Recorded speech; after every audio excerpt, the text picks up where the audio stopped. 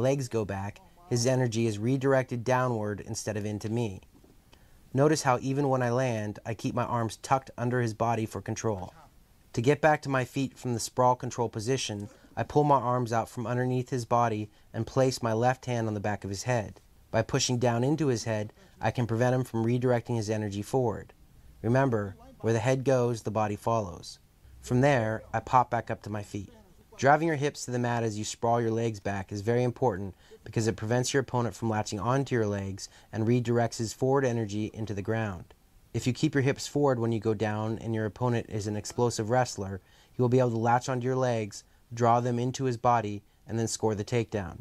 If your legs are back and your hips flat to the mat, he won't be able to reach them. Now I demonstrate how to sprawl, which is quite different from the takedown defense I've already showed. When my opponent shoots in, I pummel my left arm underneath his right arm. My right arm is to the outside of my opponent's left arm. As he comes forward, I lower my weight onto him and sprawl my legs back. Once accomplished, I reach my left arm underneath his body and obtain control of his right arm and pull it into his body. Hugging my body to his, I reach my right arm over his body and circle around to his back. Notice how my right arm is tight to his body. With my opponent controlled, I am now free to strike. I can punch while kneeling.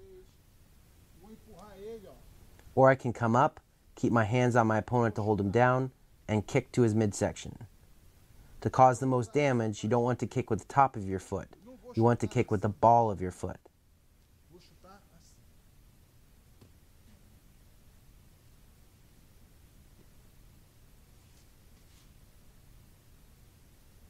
Now faster.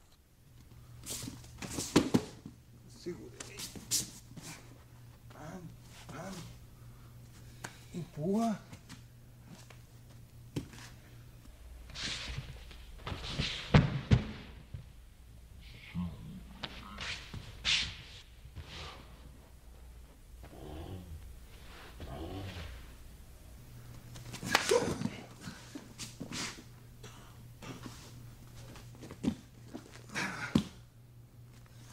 When my opponent shoots in, I block by placing my elbows in front of his shoulders and sprawling my hips back. As I demonstrated before, this sets me up perfectly to throw a knee. However, sometimes my opponent will capture my leg and attempt a single leg takedown. If he places his head to the inside of my body, I will prevent him from accomplishing his goal by driving his head away from me and pulling my leg free.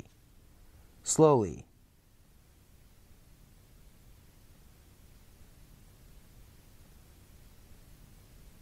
So, I block his takedown, knee, push his head away, and pull my leg free. I defend, sprawl my hips back, knee.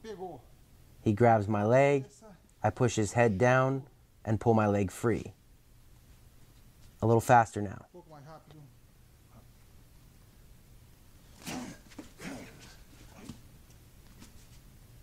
This is another technique you can use to defend against a single leg takedown. As my opponent snatches up my lead leg, I push his head away using my left hand. This creates space between our bodies and allows me to wrap my right arm around the top of his left arm, establishing an overhook. At the same time, I circle my right foot to the outside of his left leg. Next, I grab his right elbow with my left hand. Once I accomplish all of these things, I will lift his arms upward using my arms and drive my captured foot towards the floor, breaking his grip. Once more.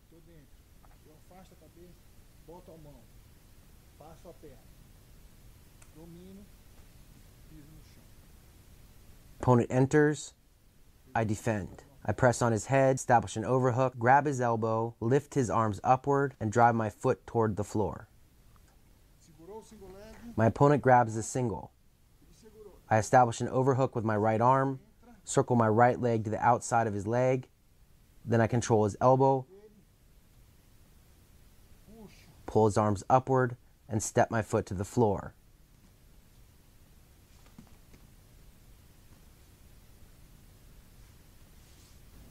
Now I spar with my brother using the takedown defense techniques I just demonstrated.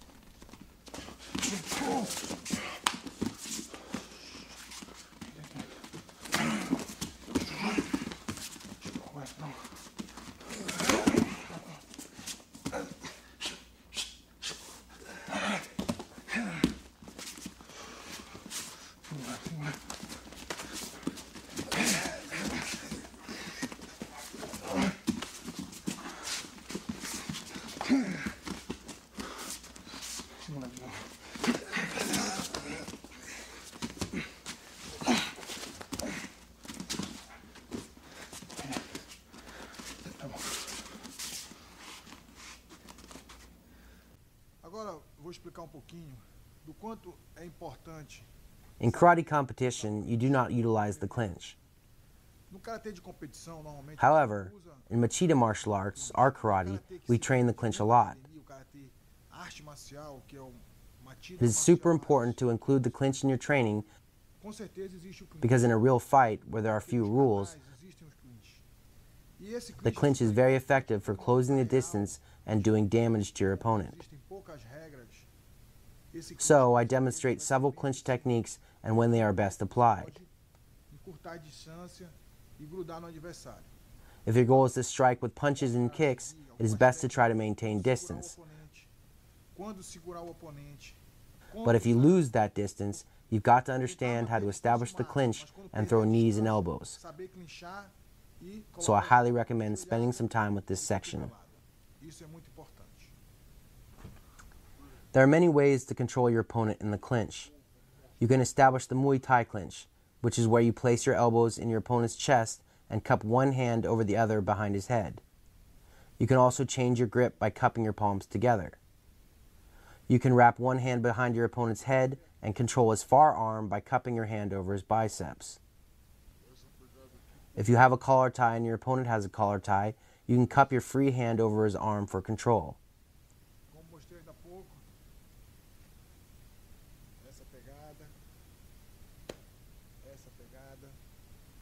You can keep your one collar tie and establish an underhook with your opposite arm. And then you can remove your collar tie and place your hand on the side of your opponent's head to force him away from you. There are techniques you can do from each of these controls, so you should practice them as much as possible to get a feeling for how they work.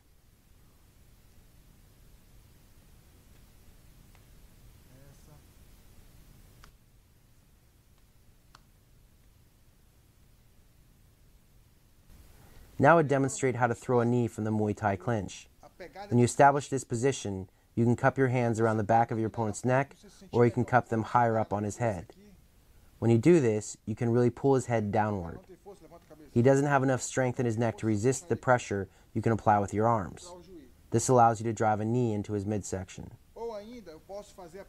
If you keep your hands clasped behind his neck, you will still have good leverage to pull his head down and land a knee. Once more, you enter and secure control of your opponent's head. You can cup around the back of his neck or higher up on his head.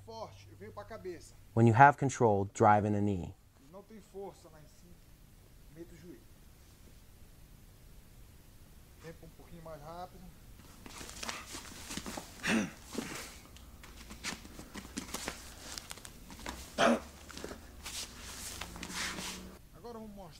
When you establish the Muay Thai clinch, you want to cause as much damage as possible.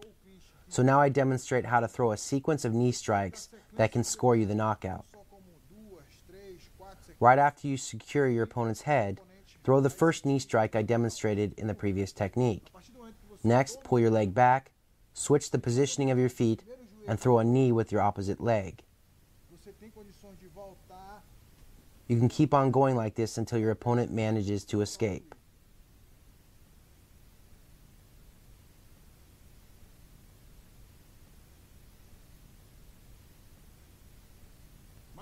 Once more from another angle. After you establish the clinch, throw a sequence of knees. Faster.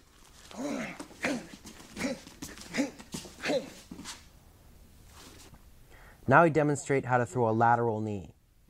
It's not a technique that a lot of people use, but it is very effective. To execute this knee, I will establish head and arm control. I accomplish this by keeping my left hand hooked around the back of my opponent's neck and placing my right hand on his left biceps. Next, I will pull his head down using my left hand and lift his left arm using my right hand. This creates a clear pathway for me to land a side knee to his ribs. So, set your opponent up and then throw the knee. Now from the other side, I pull my opponent's head down and lift his left arm. This exposes his left side for the side knee. Seguro. Joelhada. A little faster.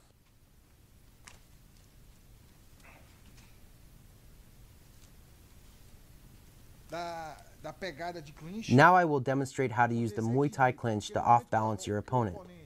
Sometimes when you establish the clinch, your opponent is very strong. Instead of trying to compete with his strength, I off-balance him using this technique.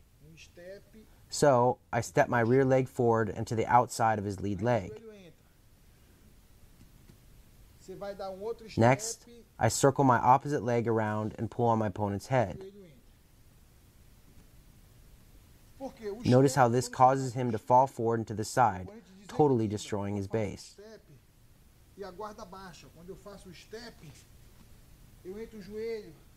Also notice how it causes his guard to drop. Next, I throw a knee strike to his midsection or face. Now, normal speed.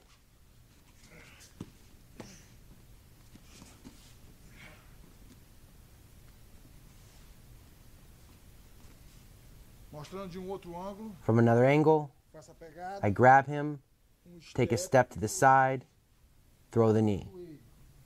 Other side, knee. Now a little faster.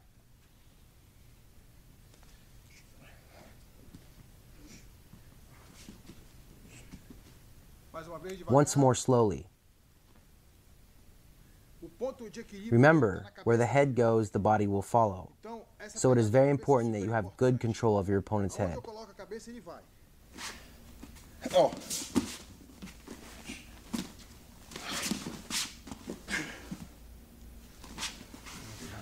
Mais uma vez.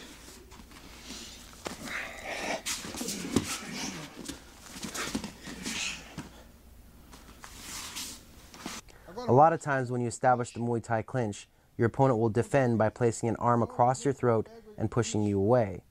When he does this, it takes away a lot of your strength. It also makes it very difficult for you to strike with your knee. To counter his counter, I will remove my left collar tie, exit to my right, grab his left arm with my right hand, and then drive his head downward using my left hand. Once I establish this position, I can again throw powerful knee strikes. Once more, I grab, he defends, I escape, and throw the knee. It is important to notice that I am using an arm drag, which means I use my grip to pull on my opponent's arm. Same thing, other side. He defends, I exit, establish my new control, and knee. One more.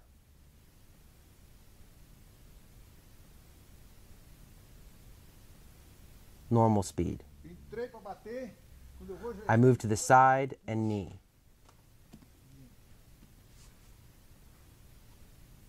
Faster.